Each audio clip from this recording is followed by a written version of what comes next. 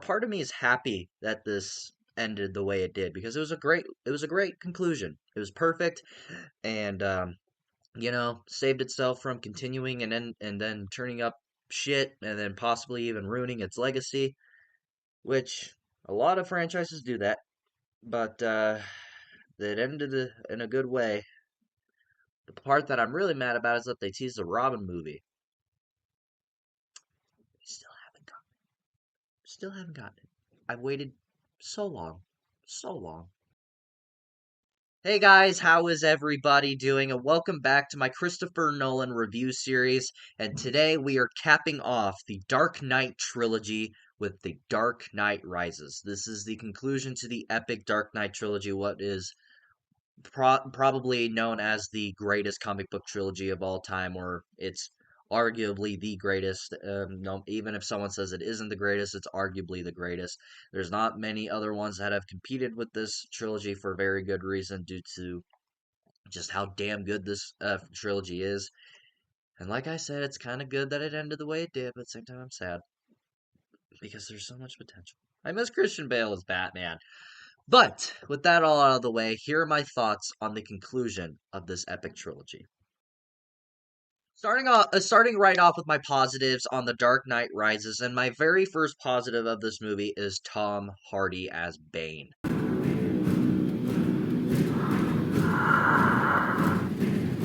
No one cared who I was till I put on the mask.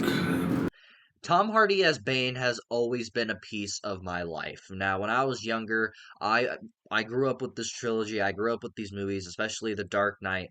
But Tom Hardy's Bane has always just been like this huge figure of my life. I remember to this day of back when this movie was coming out, and they obviously, when a big superhero movie is coming out, they always sell toys. They always sell these merchandise. And I remember seeing the Bane toy, and I wanted it so fucking bad when I was a kid. I cried, I wept, and whatever. I was a greedy little bitch at the time wanting this Bane figure. And when I thought I was gonna get it, my grandma instead got me socks. It's really fun. You son of a bitch! You were supposed to get me the red Mega Man! Now I can't make Ultra Mega Man! You dirty cheap-ass piece of crap! They roll out! Still haven't forgiven her for that one. But with that even out of the way and nostalgia out of the way, he's just always been a huge piece of my life, down to that toy, the voice. This has always just been a movie villain that I've always loved.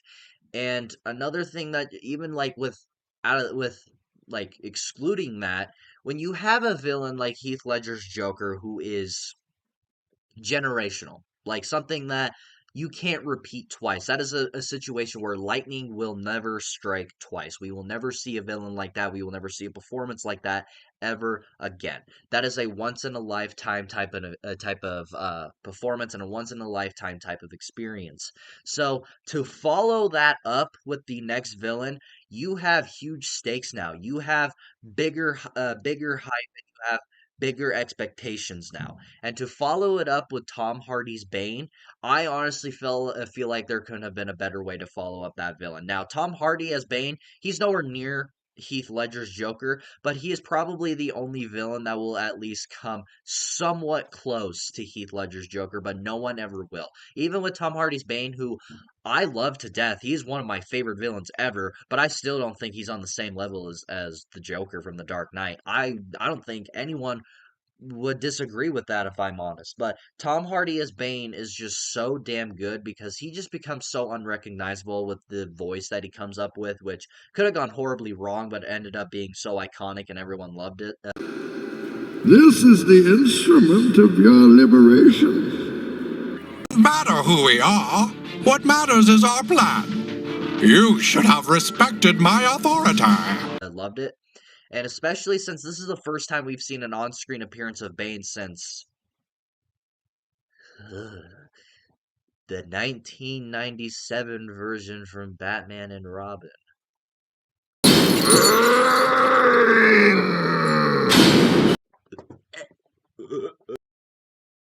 But down to his physicality and down to just like the voice and everything, the amount of muscle that he put on, I'm pretty sure they said that he put on nearly 20 pounds of muscle just for this role. And that is huge dedication. And I absolutely love that. And this is the villain that pushes Christian Bale's Batman. And this is the villain that pushes him over his limit and makes him doubt himself in a way.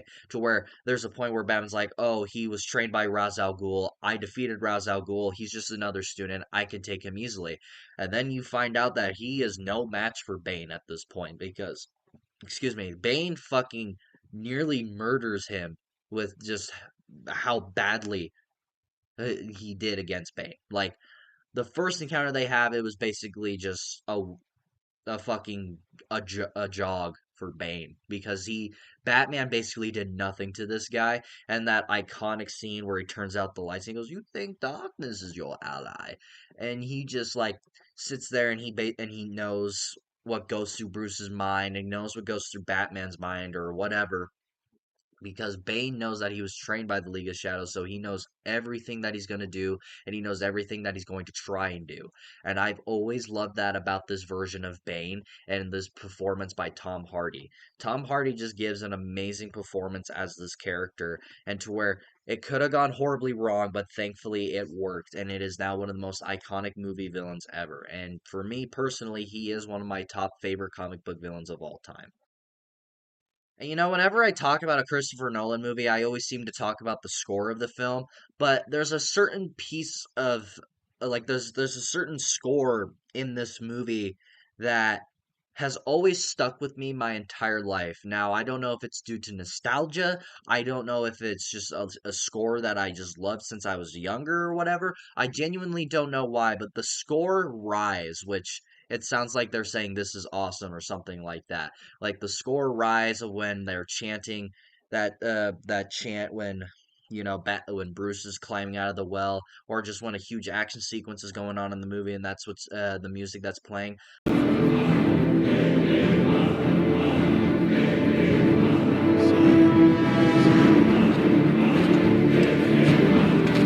I have always loved that score, and that is one of my top favorite scores in all of movie history and all of cinema. That has always been a score that I have just loved, and whenever I think of the Dark Knight trilogy, that is the score that I think of. I don't think of its iconic one or, all the other scores that are most popular in this trilogy. I always think about that score for I don't really know what reason is. I don't know if it's because of nostalgia, but because I feel like if it was because of nostalgia, I would have a lot bigger view on it. But even when I watch it now and when I rewatched it last night, I still love that score and it like kind of hooks you into what's going on and kind of gives you this urge to just not stop watching the movie, and that has always been something that I loved about this film. Again, I don't know why I've loved it so much. I don't know. I don't really know if I've heard anyone else talk about it, if I'm completely honest, but that one little score in this film has always stuck with me. And prior to its title, I have always loved this movie because we get to see Batman come from the ashes once again. We get to see Bruce Wayne become Batman and Bruce Wayne all over again. Whether it's him, coming out of his home after basically hiding himself for 8 years after the events of the Dark Knight, to where you have to watch him become Bruce Wayne and become Batman again. But due to him doing all of this, he doesn't realize how much he basically fucked up and how much he's actually lost due to him doing all of that and not, being the Bruce Wayne that he once was, so where he lost all of his money, he lost his car, he lost nearly everything, and he kept the house, but he couldn't pay for the power, he couldn't pay for anything, and I love watching him become this Spider-Man-esque Bruce Wayne to where he has nothing, he doesn't have anyone with him anymore, and he has to basically just become Batman full time because he doesn't have anything anymore. And he only becomes Batman because he needs to stop Bane because no one else can. And then when you watch the fight scene with Bane, and then when he breaks his back and he literally has no power anymore, he doesn't have the physicality to be what he once was, and now throughout the whole movie you have to rewatch him become Batman and Bruce again, and just the scenes of him like hanging on the rope of his back, like not in a very healthy way whatsoever, basically fix itself and heal, and then you just watch him walk and, you know, do push-ups and work out and like retrain his body, realizing like I need to heal fast because if I don't, Gotham is going to die, which it's already in huge trouble, and if I don't do something, it's gonna die, and I can't live with that. I've always loved, due to its title, Rise, that you rewatch all of it again. Now, some people might not like it because of that, but that has always been something that I've loved about this movie.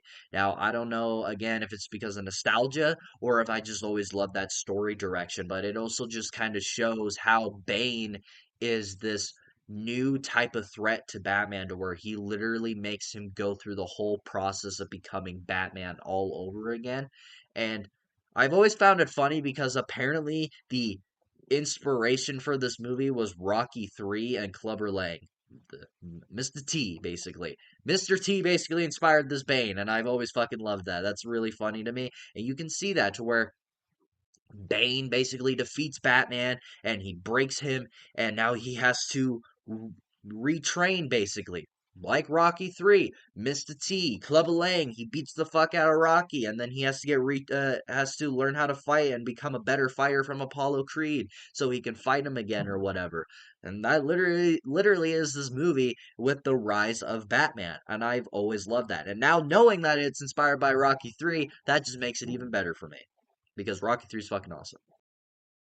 You know, I kind of talked about it a little bit in my Batman Begins review about the League of Shadows and how it didn't really go anywhere after that. But what I love about this movie and how it, with this being the conclusion of this trilogy, it does the full circle thing of wrapping up the story of where it began.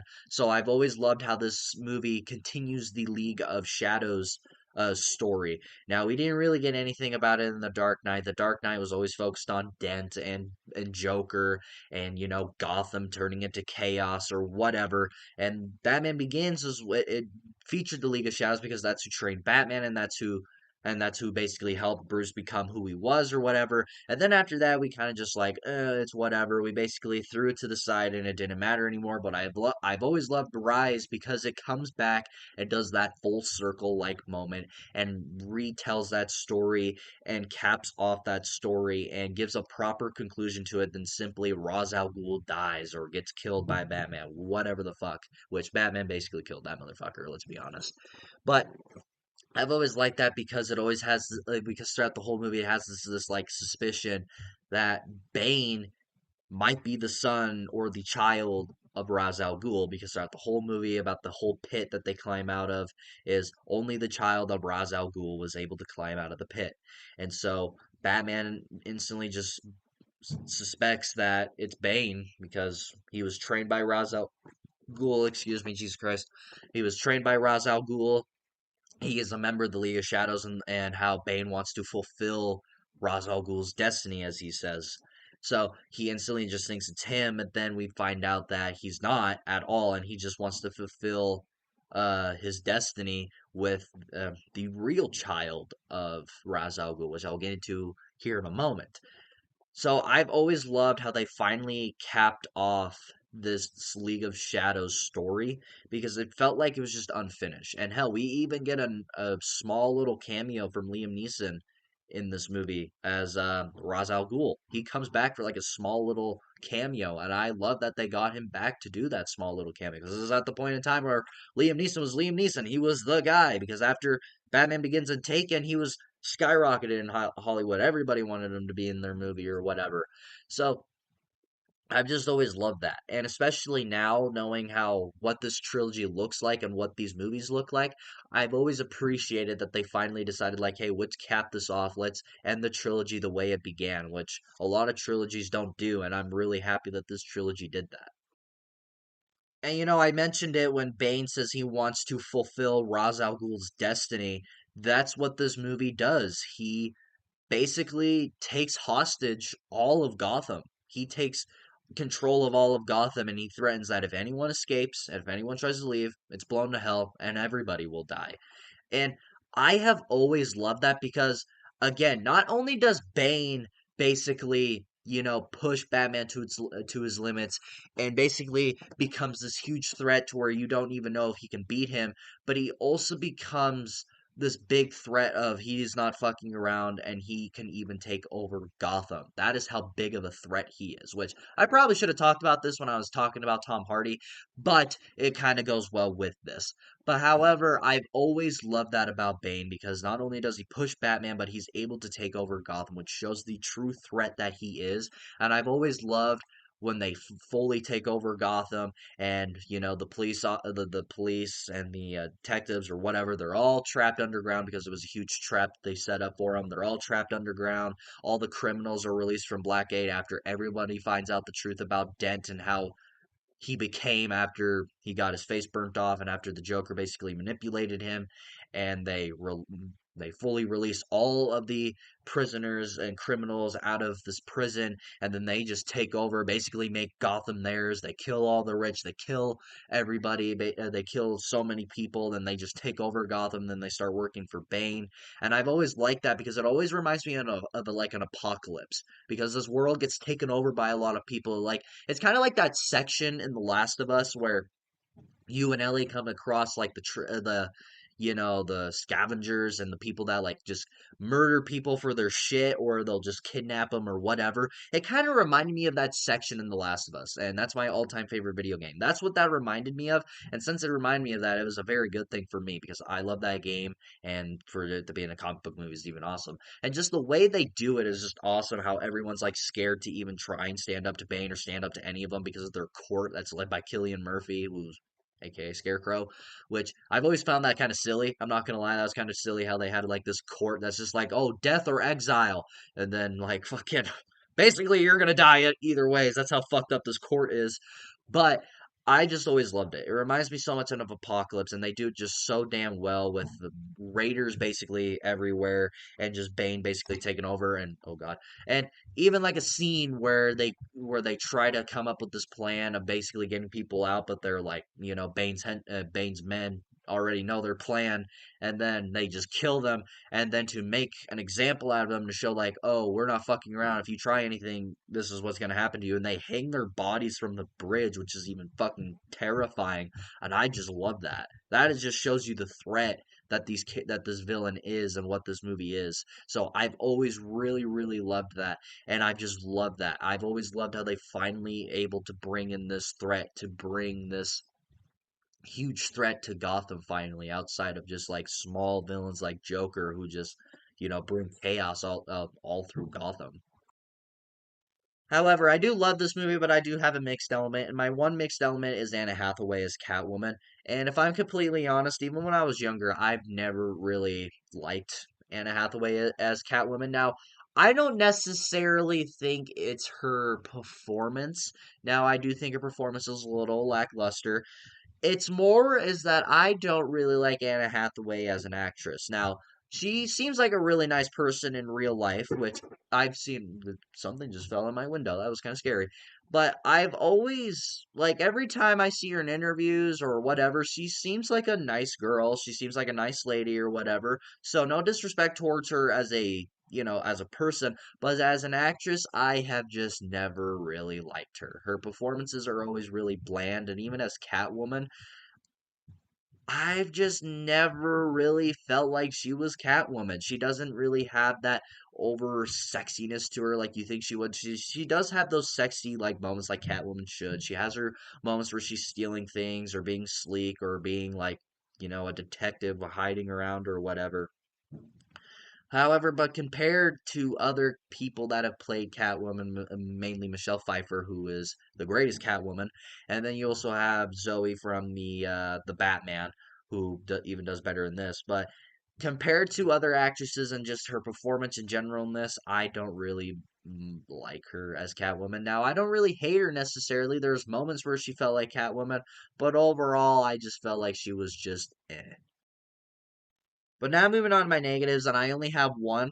And my one negative is Talia al Ghul. I have never liked Talia al Ghul in this movie because even when I was younger, I hated her because it does this huge twist twist is that Bane is not the child of Ra's al Ghul. It is actually me, Talia al Ghul, which, if any of you read Batman or played the Arkham games or whatever, if you are familiar with Batman, you would already know that Bane is not even close to being the child of Ra's al Ghul. And you probably could have pointed out that she was Talia al Ghul, which, becoming a bigger Batman fan years later when I'm not young and stupid, it's pretty fucking obvious now. So I've just never really liked her, and I've never really felt like she gives a good performance when she turns into Talia. Now, before she becomes Talia, she actually is like an interesting character and fun character to be around. But then when she turns into Talia, basically all of her fucks to give just leave. Literally, her death is one of the worst death scenes I've ever seen, and the worst directed scene I have ever seen Christopher Nolan direct. This is one of the greatest directors of all time who gets the best out of every single one of his actors to where they're nearly Oscar worthy no matter what movie you watch, and you fucking have her die just by going,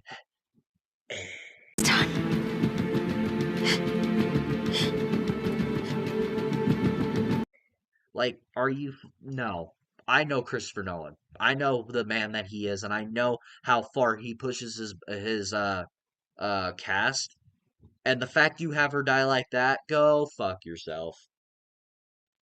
But all in all, guys, I fucking love The Dark Knight Rises, and this is a big hot take, but I don't even care. I prefer this over The Dark Knight. This is my favorite Batman movie of all time, and might even be my favorite Christopher Nolan movie. That is how much I love this movie. I know this movie isn't beloved as much as the last one. Hell, it's probably not even beloved by many people, and there's a lot of people saying that this is the weakest of the trilogy, which a lot of people say that, but I can't agree whatsoever. I fucking love this movie. I have loved it ever since I was a kid, and even now, when I take off the nostalgia glasses, I still prefer this movie over The Dark Knight, and this is still my favorite Batman movie of all time.